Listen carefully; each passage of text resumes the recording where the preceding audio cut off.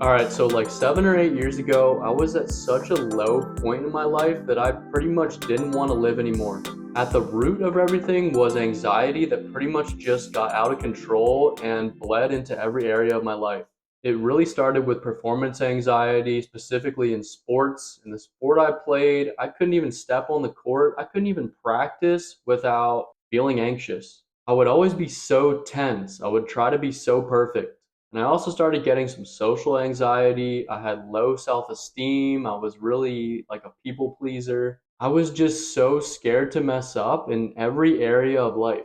And I got to a point where I was pretty much borderline suicidal. I wouldn't have actually done anything, I don't think, but I really didn't want to live anymore. I was so scared to do anything out of my comfort zone. Like I dreaded doing anything. And deep down, I was just so scared. And then all that anxiety turned into depression because I felt like I was stuck. I felt like I wasn't improving. The thing is, which I think a lot of people don't do, I went and started searching for a solution. I got to such a low point that I had to figure it out. I was tired of it. Most of us just accept our anxiety or think that we're just stuck with it, that we can't do anything about it.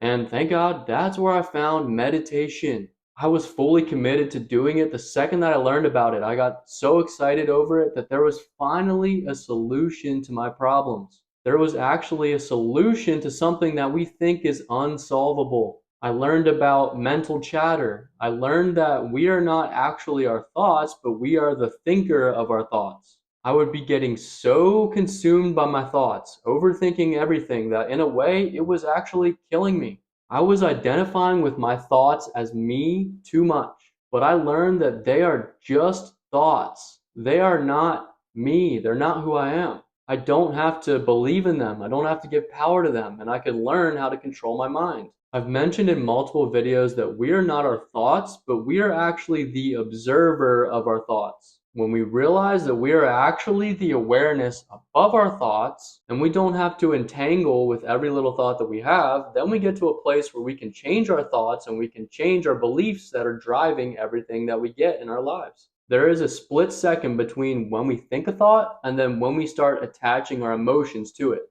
In that second, you can notice what's going on and you can cut off the power supply to that disempowering thought. Once I discovered meditation, it's almost like I got addicted to it. I would lay in my bed and meditate in the morning when I woke up. I would do it throughout the day. And anytime I felt anxious, I would do it. I would sit down, I would embrace some silence, I would close my eyes, and then I just started focusing on my breathing. When my mind would stray, when I would go off on these tangents in my mind, I would notice it and then bring my attention back to my breath.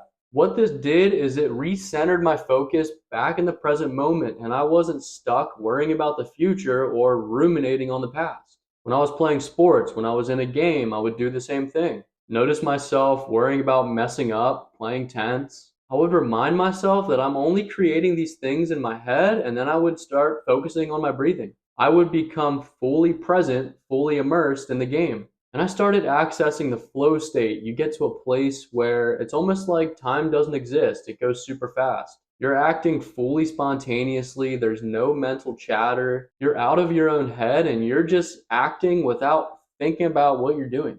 I was no longer entertaining that mental chatter and going down those thought rabbit holes. The key is to really start noticing when you're going down those rabbit holes in the first place and stop them in their tracks. Stop feeding that and giving that train of thought energy. I was training my brain to stay fully present in the now. All that really matters, all that we have to really focus on is the present moment. And when you learn how to recenter yourself in the present moment on command, that's when you start to become powerful. That's when you get out of your own way. That's when you can be your full self. That's when your mind, all that chatter just shuts up and it stops controlling you. And I will add here that maybe your anxiety is a signal that you aren't prepared for something. Maybe you're procrastinating something. Maybe you do have to take a little bit more action towards something. Maybe you need to attack the anxiety and do something about it. And maybe sometimes you need to talk that anxiety out and get it out of your head into existence and realize how irrational it is. My actual meditation routine first would consist of a few minutes of box breathing. So I would inhale for 4 seconds, I would hold for 4 seconds, then I would exhale for 4 seconds, and then I would hold for 4 more seconds, like a box. After a few minutes of this, and you're actually breathing deep, something called your parasympathetic nervous system switches on. And this basically tells your body and mind that you are safe, there's no danger, there's nothing to stress about. When we have anxiety, we're really creating these future scenarios in our head that probably won't happen, but all it is a safety mechanism. Our brain is trying to keep us safe.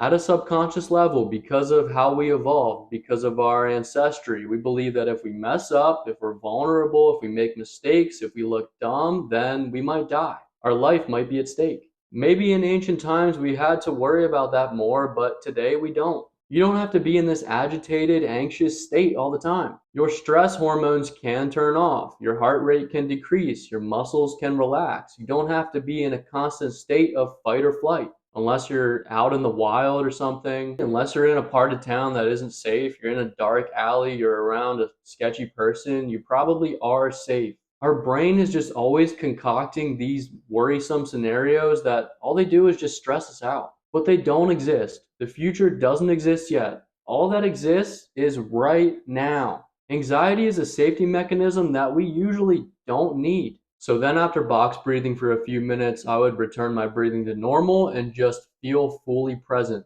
I would put my awareness on different parts of my body. I would observe my environment and see what sounds I could hear. I would observe my thoughts, and if anything came up, I would just let it go and just return my focus to my breathing. Sometimes I would think about what new beliefs I wanted to install. When our mind is silent, when we're not stimulated, when we don't have all this mental chatter, we can really dig deep down there and start to change things. Imagine throwing a little stone into a still pond and watching it ripple. Then, after a while, when the ripples settle down, perhaps you throw in another little stone. That's exactly what you do when you go into the field of pure silence and introduce your intention. In this silence, even the faintest intention will ripple across the underlying ground of your consciousness. But if you do not experience stillness and consciousness, if your mind is like a turbulent ocean, you could throw the Empire State Building into it and you wouldn't notice a thing. In the Bible is the expression, "Be still and know that I am God." This can only be accomplished through meditation.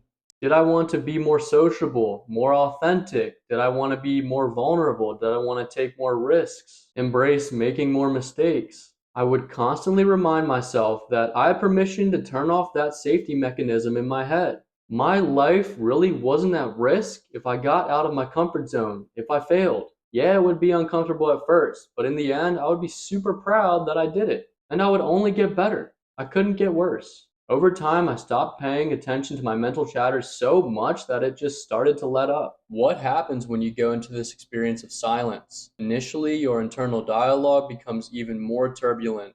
You feel an intense need to say things. I've known people who go absolutely crazy the first day or two when they commit themselves to an extended period of silence. A sense of urgency and anxiety suddenly comes over them, but as they stay with the experience, their internal dialogue begins to quiet. And soon the silence becomes profound.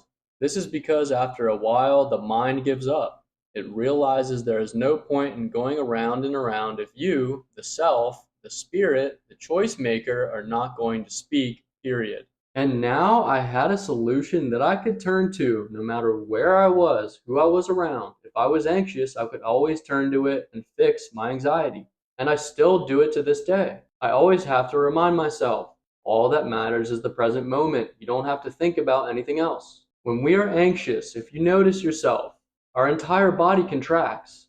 Our breathing gets shallow. Our muscles get tight. Our circulation decreases. And you're literally cutting off oxygen to your brain, which is telling yourself that you're at risk even more. When I notice all that happening, I take a few deep breaths and then I recenter myself in the present moment. I actually start to feel expansive instead of contracted. I feel limitless. Anxiety has no power over me anymore because I learned how to control my mind. And I started thinking the thoughts that I actually wanted to think, thoughts that empowered me, instead of being a victim to those disempowering thoughts. I just wanted to make this video to tell you if you're struggling, there is a solution. it's not hopeless. I mean, I think we should be teaching kids meditation. I think we should be teaching kids self awareness. I think if we learn to meditate, if we learn how to control our mind, this world is going to be a completely different place.